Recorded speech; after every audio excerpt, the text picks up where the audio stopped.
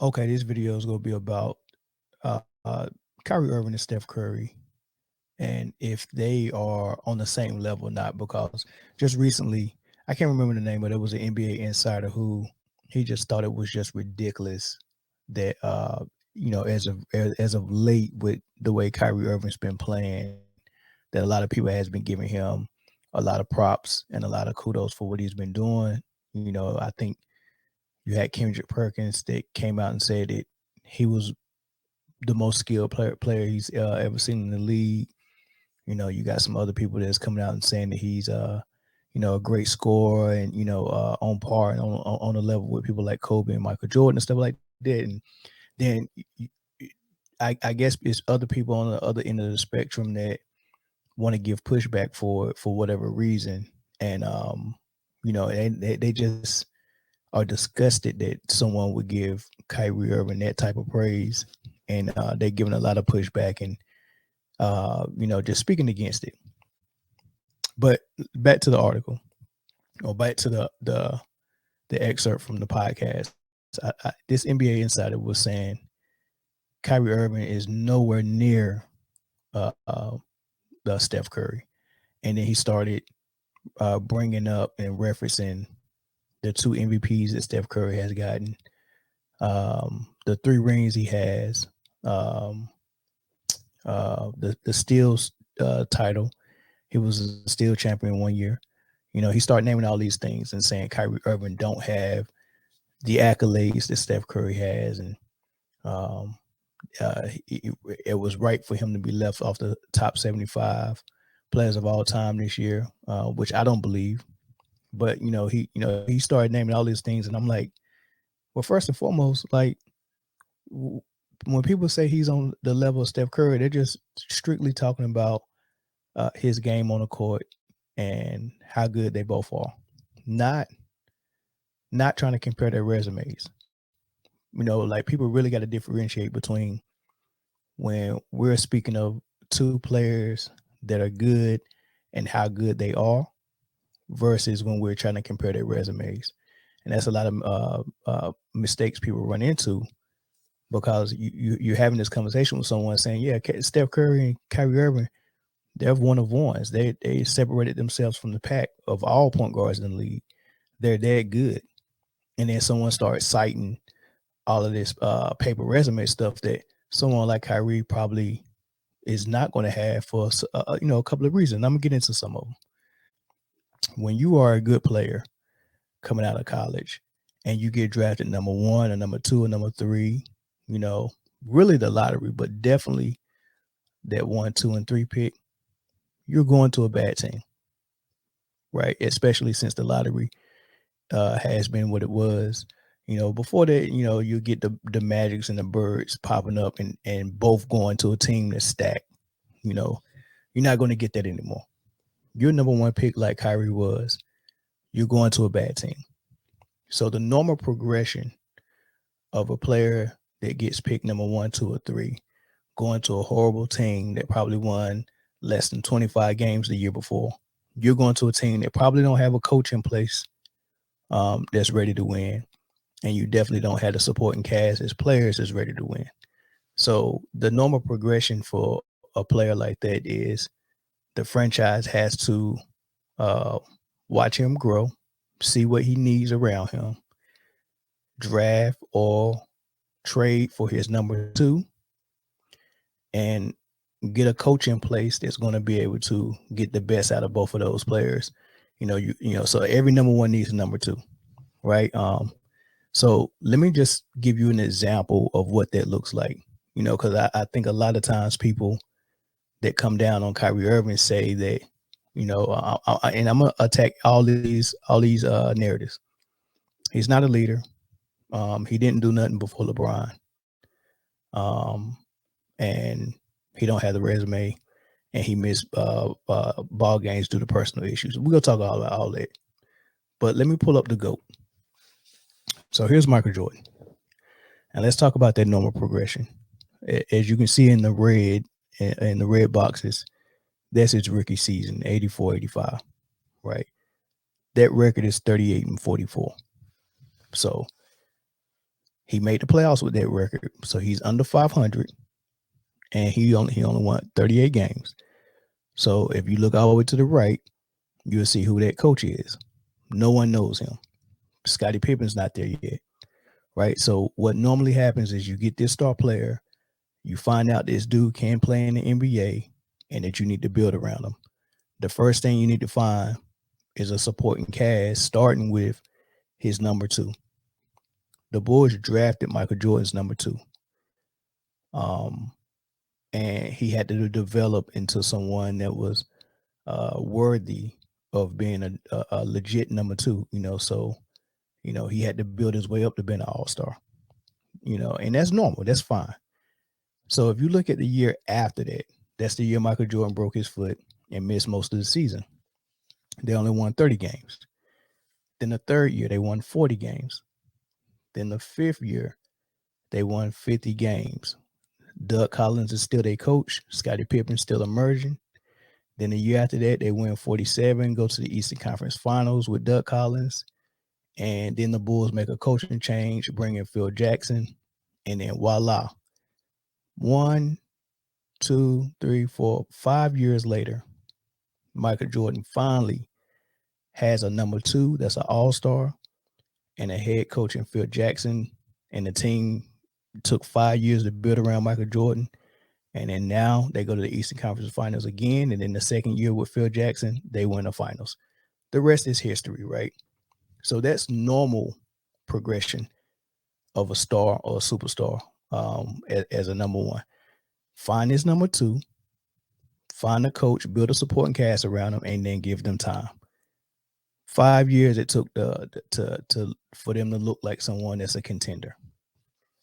So I hate when people try to get on Kyrie Irving for not carrying the Cavs to the promised land in his first 3 seasons before LeBron came.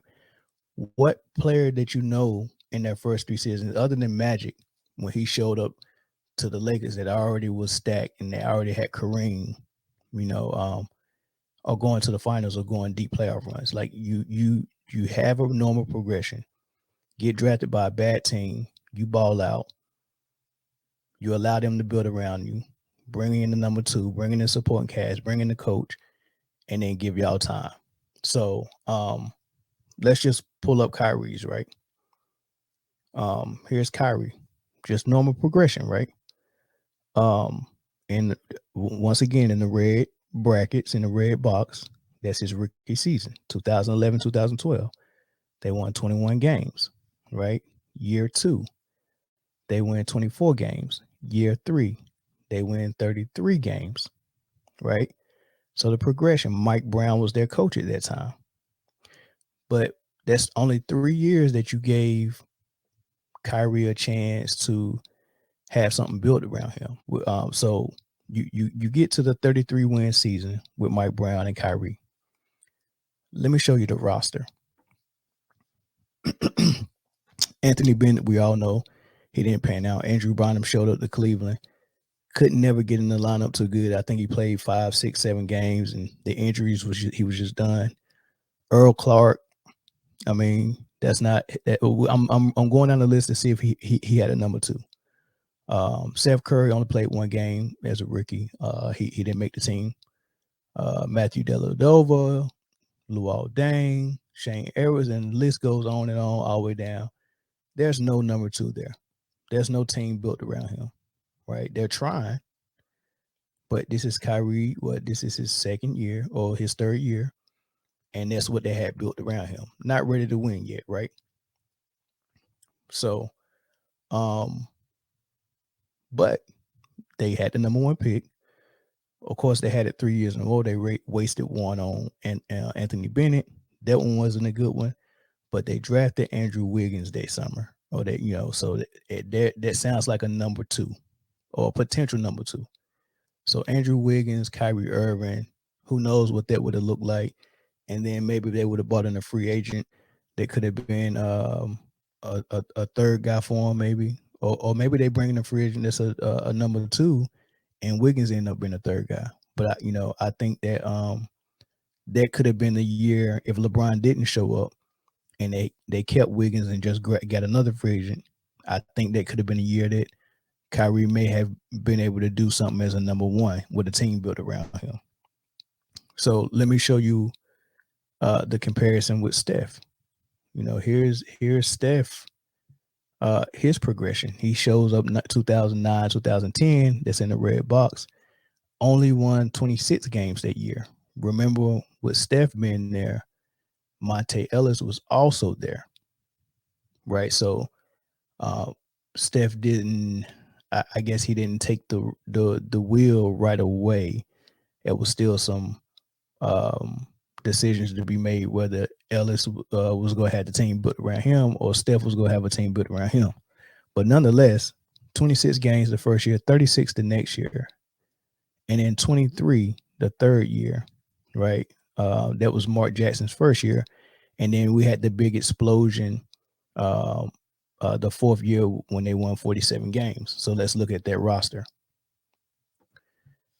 So this over time, this is what they was able to build around Steph Curry. Once they figured out Monte Ellis wasn't their guy and they traded him away, they was able to get Harrison Barnes in as a rookie. Andrew Bogut, who was a number one pick, they got him from Milwaukee. Rim protector, can score down low, high IQ, could pass. Very good guy. Draymond Green, of course, that was his rookie season, but he was able to play his way into the starting lineup. They had Richard Jefferson, Jared Jack, David Lee, a notable name, and of course Klay Thompson. So what ended up being Steph's supporting cast, especially with his number 2 being Klay and his number 3 being Draymond, they were able to get that around Steph. Not so much Kyrie, but if you can just go back and look at it, it's not like Steph came in as a rookie and just was blowing it out of the water, right? It was a progression to it, just like it was for Michael Jordan, just like it was for Kyrie Irving. The only difference is they were successful in bringing in Steph's supporting cast and his number 2, and eventually his coach. He had Mark Jackson, who was a good coach, but then they fired him and got Curry in, who was an even better coach, right? So he was able to get everything built around him, but Kyrie went a different route. And instead of him getting the team built around him, the number 2 that they drafted for him ended up getting traded for Kevin Love when LeBron showed up. So Kyrie missed his opportunity to be a number 1 with a team built around him, right? So when people start comparing Kyrie and Steph, and then they go to the stats and the accolades that Steph Curry was able to get, it's just different because if you make yourself the number 2 behind LeBron, obviously you're not going to be in the MVP race.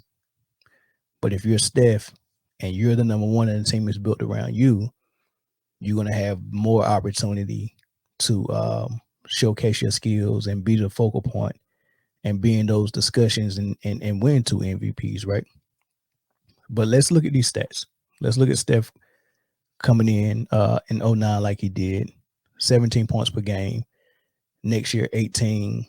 The third year, 14. But that was a year he missed a lot of games for the ankle surgery. Fourth year, 22. And then kind of exploded in his fifth year, averaging 24, making his first All-Star appearance. So by year 5, he was an All-Star. You compare that with Kyrie, he comes in 2011. And mind you,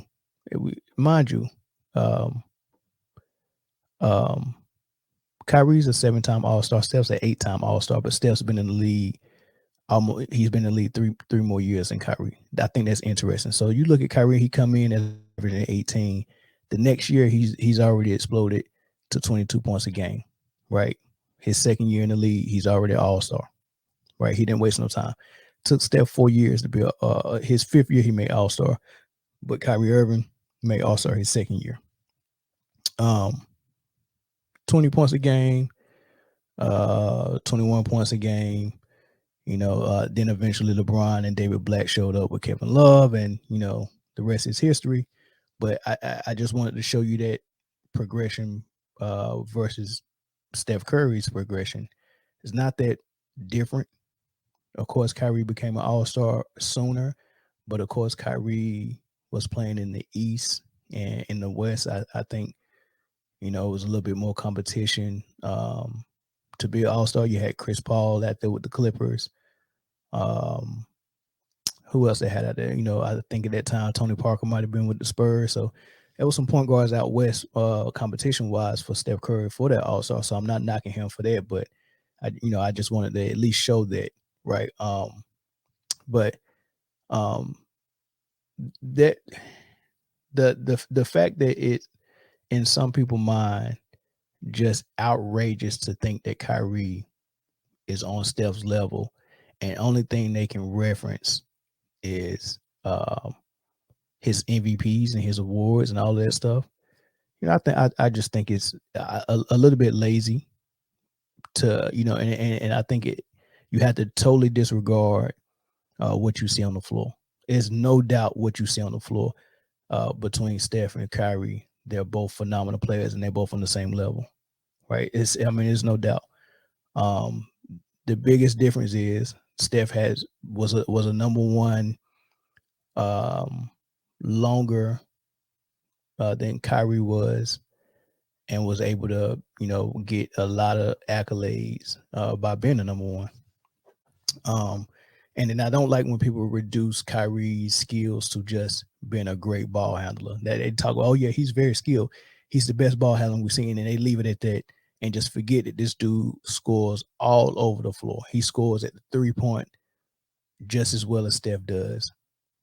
The free throw line just as well as Steph. Mid-range probably better than Steph. And he played with his back to the basket sometime like he's a 6'5", 6'6" guard. Like, this is part of his game that looks like Kobe. Like, is a 6'2" point guard that plays with his back to the basket and scores in the post like he's 6'5". And that's what I really like about him. That's something different that he has that Steph doesn't have. And of course, finishing at the rim is for someone that be so small. Like his percentages from the field usually is close to 50% at 6'2". He's a great finisher at the rim. The dude is good. Like I don't even know why this is even a big deal. But let's get to some more of the bad narratives that's about him. Let's get to the narrative about him not being available. This is another one that Stephen A. Smith likes to talk about a lot and says, yeah, he's a great player, but he's never available. And the only thing I can think of, well, first of all, let's talk about the Cleveland Cavs. I don't remember him not being available with Cleveland. So he only played 51 games his rookie year, and then 59 the second year, and then 71 the third, 75, and then 53. So he's getting banged up and getting injured. Of course, he got injured game one of the finals against the Warriors, so he gets banged up, right? But other than injuries, I'm trying to figure out why is the narrative there that he's not available for personal reasons. So, and I got to be honest,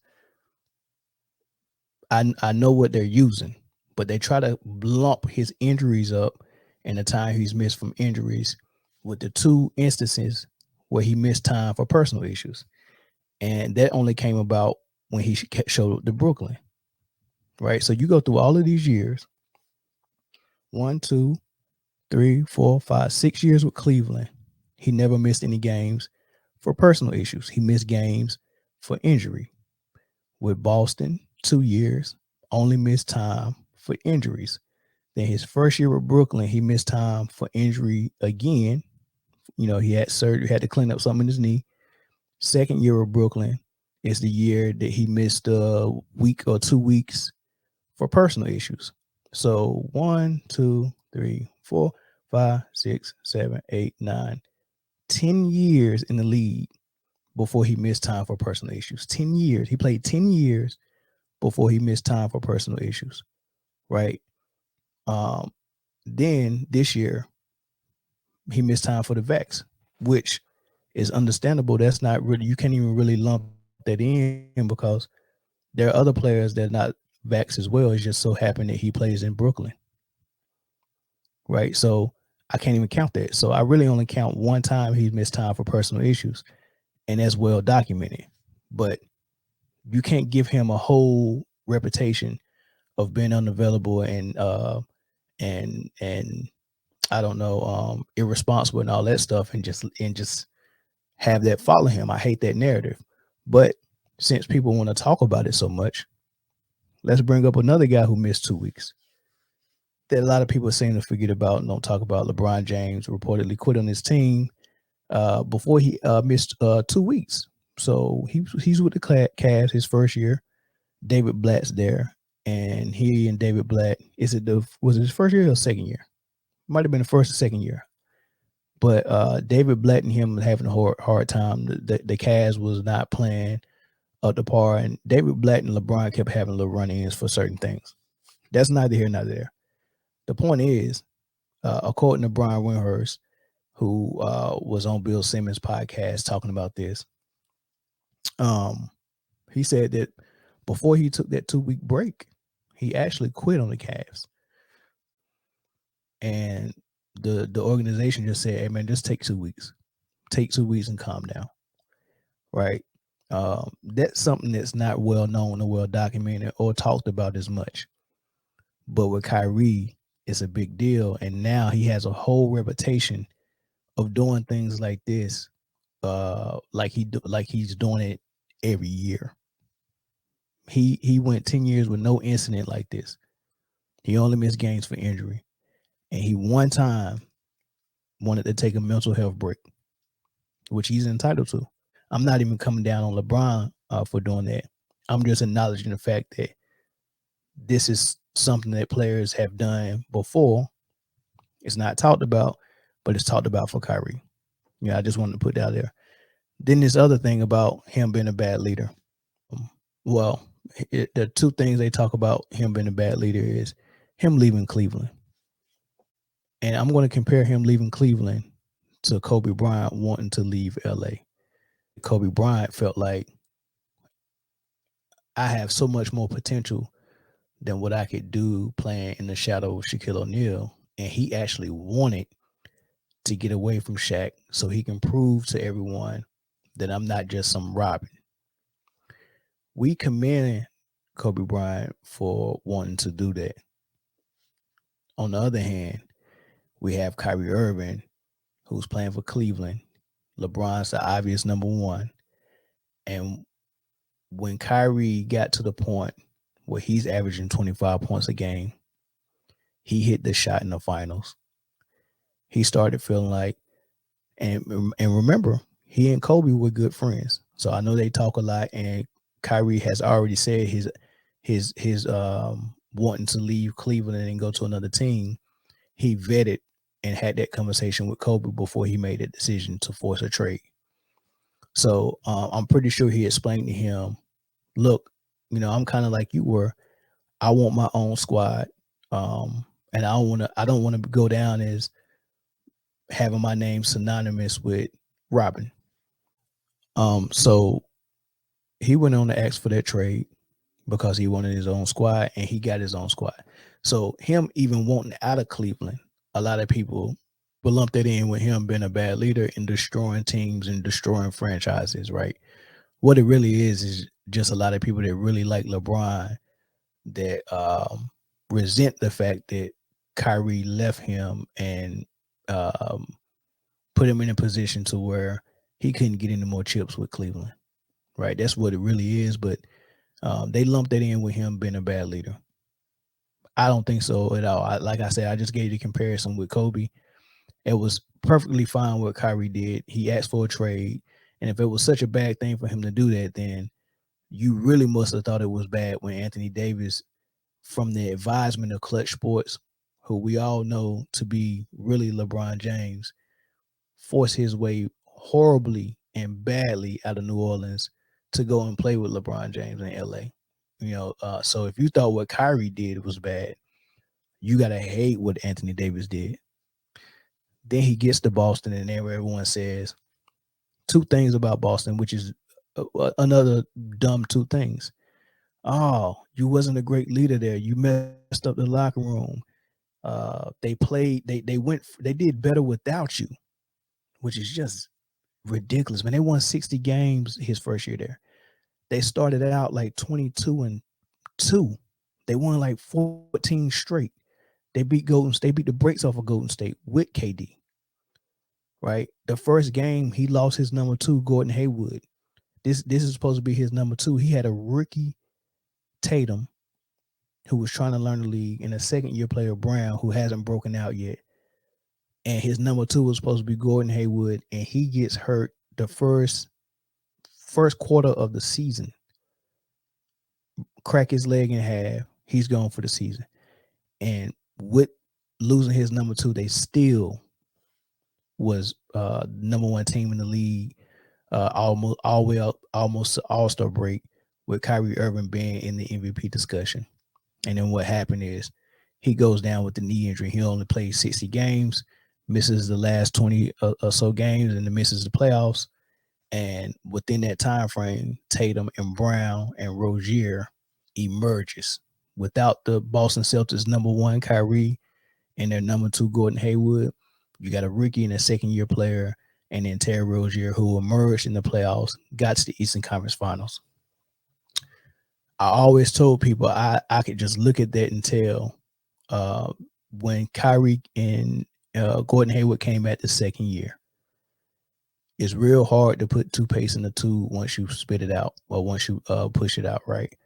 And that's what it was, telling Tatum and Brown and Rozier that you got to reduce your role. And for Brown and Rozier, you got to go back to the bench, because obviously Rozier playing the point, he wasn't going to be a starter. You got Kyrie. He's a top 10 player in the league. So automatically he's coming back for his position. But at least Kyrie was in good shape and ready to go. Gordon Hayward had a more serious injury than Kyrie. So when Gordon came back, he still wasn't really ready. But because his college coach is the head coach of the Boston Celtics, who brought him in, and Boston is paying him just as much as they was paying Kyrie, and you got these other guys on rookie contracts, it's kind of hard to bench the $20 million, $30 million guy for these rookies. So he automatically gets put in the starting lineup, even though Tatum and Brown probably was playing better than him, and Gordon Hayward wasn't physically really ready to take on all those minutes, or he just wasn't there yet. And that, and not Kyrie, is what caused the turmoil that second year. And people try to use that to say you was a bad leader. They went further without you than they did with you. And I'm gonna let you hear Tatum explain exactly what I just tried to explain while he was on the podcast with JJ Redick. I want to follow up on that second year, that 2018-2019 team, because there's a lot of speculation about that season, about that locker room. And you just said, I think, something to the effect of, we couldn't figure out. Why do you think that is? Why could that team never fully gel into what it could have been? It was a combination of, Kyrie and Gordon coming back. And, they were, obviously we know what Kai's capable of, but, Gordon was coming off an All-Star the year before, and was and still is, a very, very good player. But then you have myself and JB and Terry that, naturally we wanted more. We were young, and, we knew what we just, accomplished and how close we got. We wanted more. We wanted to be, the guys. And everybody was, I think, a little, resistant of, instead of we're all playing for the same goal. We're all going to get paid. We're all going to be all-stars or whatever. And I think life would just be better if we all win, if we win a championship. And I think everybody played a part in that. I know I did, for sure. As bad as I wanted to win, I wanted to be, all right, we all knew Kyle was the best player, but I wanted to be number 2. And I take responsibility for, some of those things. But just looking back on it, especially, the Warriors not even being full strength, in the championship. Of like you can't help but think like that could have been us. See, there you have it. He said first of all, he really said is not on Kai. He said we all knew Kai was the best player. We all knew. Like everybody knew he was the best player. So no one had a problem with Kyrie coming back and taking his rightful spot in the starting lineup and his rightful spot as the number one on the team. Everybody deferred to that. Well, the issue came in that just imagine you're a young, great athletic kid from Duke, and you and Jaylen Brown like really did damage in the playoffs, along with Marcus Smart and Terry Rozier, right? And just think about it. Tatum's a small forward. Jaylen Brown's a small forward. Gordon Hayward is a small forward. So you got three players at one position. You know, of course, they all can play the 3 or the 2, but there are 3 small forwards at one position. Then you got Marcus Smart, Terry Rozier, Kyrie Irving. You got another 3 people at one position. That's really crowded, especially when Gordon Hayward was supposed to be the number 2 for sure. And you got 2 guys at the same position who really outplayed Gordon Hayward all year, except Gordon Hayward was the starter getting all the minutes. On top of the fact that his leg wasn't really 100% physically ready. And you look at all what I did for you last year in the playoffs. And here it is, a guy comes back and he's not even 100%. Playing for his old college coach and getting the favor to be the starter. That causes something. This had nothing to do with Kyrie's leadership. Kyrie tried to put them back in their place, and he kind of supported Gordon Hayward. He was trying to let him know, hey, we the vets. You know, wait your turn. That's pretty much what he was saying. Any good leader would do that, or any leader, period. If you're trying to lead, it was causing issues, and he tried to fix it. It got out in the public, but he was trying to fix it, and they try to make it seem like he was a bad leader. But this is the thing: when you're comparing him and Steph, guess what? Steph would have never had to do anything like that because Draymond Green would have did it for him. So they try to find all these reasons not to put Kyrie Irving in the same conversation as someone like Steph Curry, and he absolutely deserves to be in that conversation. They try to say he's not a good leader. They try to say that he misses games for personal reasons. They try to say that he don't have the resume, and all of those things are circumstantial or not true at all. It's not true that he's a bad leader. He's just as good as leader as Steph Curry is. He just don't have a Draymond Green that's being a voice in the locker room for him. Right, so he's no different than what Steph Curry is on the leadership tip. They're the same to me, right?